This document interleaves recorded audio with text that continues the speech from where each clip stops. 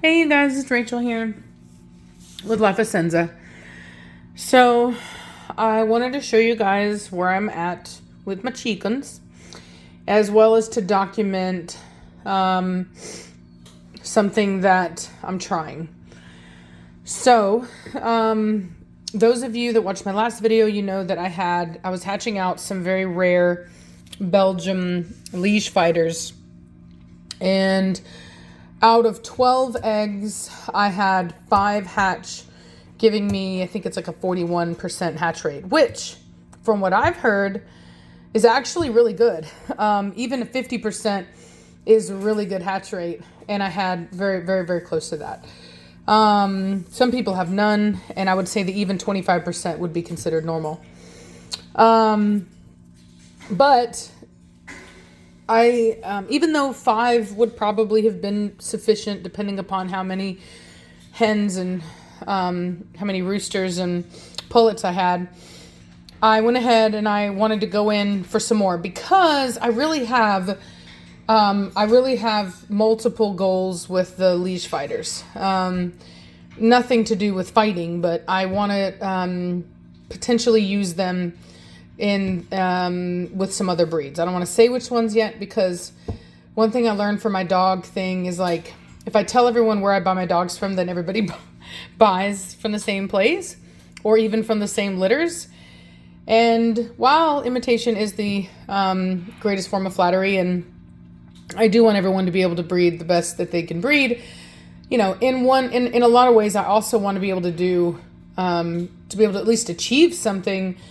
You know what I mean? Like, there's a part of it that is uniquely you, and you do want to kind of have, you know what I mean? Like, it's almost like a scientist. Like, you want to be able to test out your own hypothesis and theories and things like that.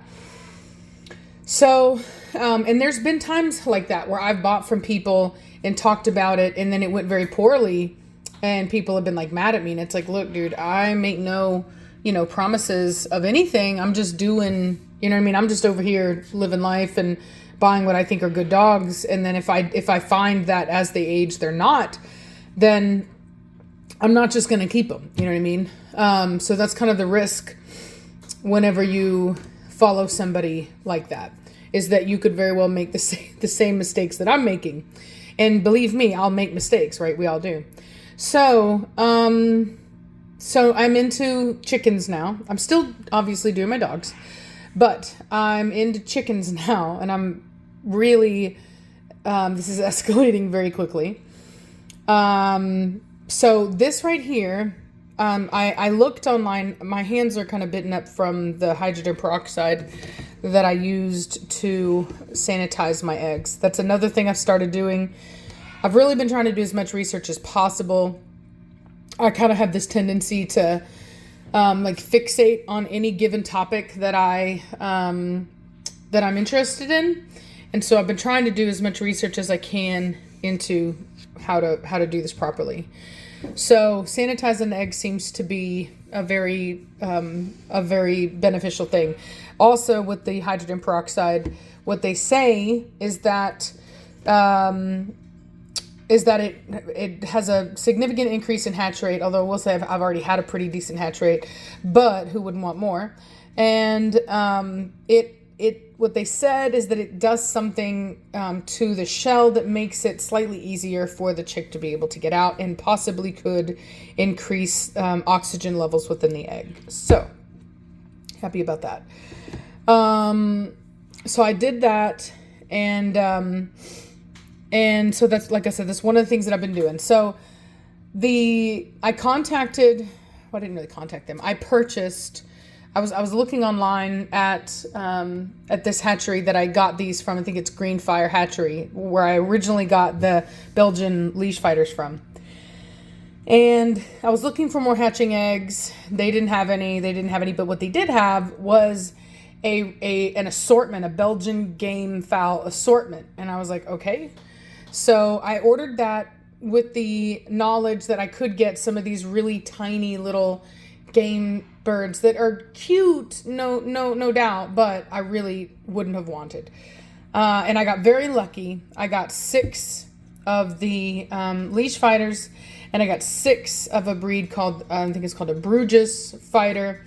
And they're both, as I said, native Belgian breeds, and they are actually related. So in the event that crossbreeding needed to be done to preserve the integrity of the liege fighters as far as their health, I do believe that potentially these Bruges might be a good help. I think the major difference of them being that the Bruges fighters, from what I've researched, and mind you, I haven't done a whole lot yet, I've done some, is that the Bruges is a heavier bird, slightly shorter, whereas the liege fighter is a taller bird. So, but anyway, but in appearance, it seems as though they're a very similar bird. So that's what I have in here. I just put these in today. The reason why I feel that this experiment is beneficial, there's 2 reasons why. One, because I did do the hydrogen peroxide, and it's supposed to potentially help get oxygen into the egg. But, and I think that is an exchange, right? It's like the egg is like, for all intents and purposes, not literally, but, for all intents and purposes, breathing, right? So my hope is, because one of the issues that you get when you have shipped eggs is a thing called a detached air cell. So in an egg, and I don't have one just sitting around. You'd think I would, but oh, hold on. Yes, I do. Okay. So we're going to take an egg. This is actually kind of a sucky egg for this purpose, but what you're looking for is the pointy end. So on this egg, this is the pointy end, even if it's not, obvious. This is the bulbous round end here. And when you were to take a light and magnify, or shine a light into it, we wouldn't really magnify it, but anyway, you'd illuminate the inside, there would be a membrane. There's like an air cell, little pocket of air right here at the top, and it's contained and fixed within that membrane. So if you're to move the egg, that air cell does not move. But when you have an egg shipped, it can damage that very delicate membrane that keeps that air cell intact and fixed, and it will become unfixed, and it could have leakage around the sides, all the way up into the middle, or it could completely detach, and the pocket of air, you'll see it moving throughout the egg, just like wherever you move the egg. Now I have one that's like that in there. Now it's my understanding that no matter what will not hatch. But whatever, we give everybody a fighting chance here. Everybody gets an opportunity. Actually, no. You know what? I take that back. I did pull that egg because I looked at it and it looked, you could even see, so I don't know if whenever you look at an egg, you crack an egg, you can see there's like almost like a little umbilical cord, which is probably what it is. I don't know, but that's attached to the yolk and then attaches to the clear membrane of the egg. That was like moving around freely. So I don't think it was just that the air, I think that thing had literally been internally scrambled. So that's the one I did not put in. I can't remember which one that was for. I think that it was for a Bruges fighter. But quite a few of these eggs have malformed, disrupted air cells. And one of the things about an egg is that air cell, as the chick develops, that clear mucousy stuff, it actually it begins to disappear and dry out, okay? Because the chick is using all the contents of the egg and it's starting to take up that space. So by the end of the incubation period, whereas the air cell might have come from the top of the egg to like here, you know what I mean? Like right there, it's going to be like all the way like down there, right? So all this is going to be air right here. And so my theory is that potentially using a dry hatch method with these detached, maybe not fully detached, but these air cells may help. Now, currently what people say to do is to fix them upright and and then just to move the egg like this manually throughout the day, but I don't have the means to do that. I just don't have the, I have like, you know, I don't have the means to do that is what I'll say. Savannah, can you let that dog out that's upstairs, please? Thank you. And so anyway, so I don't have the ability to do that. I'm always running around like a chicken with her head cut off, and there's just, it wouldn't be possible because you have to do it multiple times a day. So that's not something that I could commit to doing. So what I did, just as an offshoot, because those eggs already have a lower chance of hatching, and some are worse than others. I would say there was like 4 or 5 that were really bad. I think 4 are in here, 5 total because I got rid of the one. But we should still have a chance at hatching quite a few of them. Having said that, my hope is that because those air cells are still in the top, they're just expanded pretty big.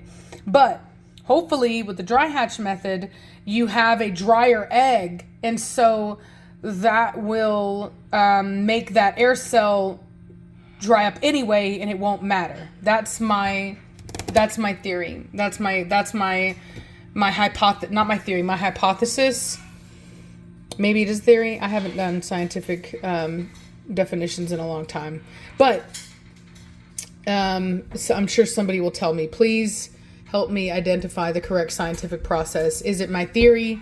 I know it's definitely my hypothesis. So now these eggs here, these are a mix of mine. I do have a barn stall full of all of my the Brahmas that I want breeding together. I've got blue partridge Brahmas in there. I've got lavender Brahmas in there, and then something else that I have that is actually well, I'm not going to talk about that because that is something that is unique to what I'm doing, and I don't want to talk about that. So, because I talk too much sometimes. So anyway, so these are, what are these? Lavender mottled Orpingtons, I think. Very cool. Very cool. They came in, they have fantastic air cells. All of them were fantastic, small. They very clearly were just hatched. Excuse me. If they're fertile, there really wasn't any. I think maybe 2 of them might have had a little bit of stretching to the air cell, but nothing like what was going on over here. These guys got started yesterday. These guys got started today. Both of them, really everything I'm doing right now is on a dry hatch. And so the other ones, I've got these here. These guys have been going now. Let me see. I've got 15 days left. So 16, 17, 18, 19, 20, 20. So they've been going for 6 days. Anyway, I candled these. They have a lot of development. The ones that are missing just weren't fertilized. And all of these come from that specialty Brahma stall. Chingao, Savannah. Ooh. That's wasabi.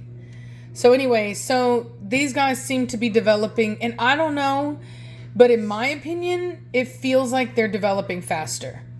And that would go along because there was this guy on YouTube, and he did the dry hatch method. He did the wet hatch method that I did the first time and the second time, and then he did the dry hatch method, but he did them right next to each other at the exact same time. And all his eggs, like nothing different between the setups, other than one he did not add water to until lockdown, which is 3 days before hatching, and the other one he followed the manufacturer instructions. And he said that he got one more chick hatch out of the dry hatch, and they hatched sooner than the wet hatch did. So interesting stuff. I don't think that they did the peroxide thing, but But anyway, you know, that's what I've learned to do recently. So we'll let you guys know how it goes. And then I'll also, here, I'll do a little update for you on those chicks. Okay. So these, oh my God, my knees. I'm getting old. These are the chicks that I hatched out with the liege fighters. So the white one is a splash liege fighter.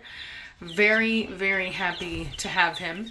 When you look at a lot of pictures of liege fighters, they often include splash roosters, and I'm very excited to have one. Then we have, there's two blue ones, Andalusian blue ones down here. This one here and this one here. Unfortunately, with the blue, with the red lighting, you can't really see too well, but they breed that coloration. The blue is what produces splash, so I'm not surprised to see them. And then I also have, I believe, where is he at? Oh, this one right here. This is the black one. There's a solid black one, and it looks as though he may actually, I don't know, maybe not, because I see his comb and it looks light. As far as I understood it, they're not supposed to have a light comb, so I don't think he has the dark skin. But anyway, but they can have a dark skin. So the rest of them, there's one that's in here that is I think it's this one right here. That one is a, what do you call it? It's a, why can I not remember the name right? Australorp, black Australorp, but it's definitely a hybrid. I don't know what she bred to, but that one is, that's what that is. I tried my best to identify just the Brahma eggs, but sometimes I mess up. So aside from that, I do have some Brahmas. I've got both of these here. This tan colored one, I'm not exactly sure what color it's going to be yet. Manny told me, but I've forgotten. It's like, I think it's like a, I'm like, it's wild cramming this much information at one time. Laced, I think it's like a double laced, something like that. I'm not sure. Anyway, but very, very cool. And so I have a couple black Brahmas in here. And oh my God, look at that one sleeping with his head down. So anyway, I've got, oh, I take it back. I think I only have 4. I thought I had, why did I think I had 5 leash fighters? I only have 4, I think. 4. Yeah, 4, 5, 6, 7. Yeah. No, yeah, I only have 4. So I have a less than 41% hatch rate because I thought I had 5. My bad. Anyway, whatever. It is what it is, as they say. I'm happy with what I got, but I'm trying for more. I did buy more, so we'll see what I get. But these are, everyone's doing really well. Everyone's very healthy. And that's that. So all of the rest of the chicks that I hatched previously are outside now. They recently, I think I put them out yesterday, I believe. And I'm going to make a website and put up the ones that I don't want. And I'll start listing them for sale, like locally to people. Like very cheap, obviously, because they're just little barnyard chickens and stuff. So anyway, I hope you guys have a good day, and I'll talk at you later. Bye.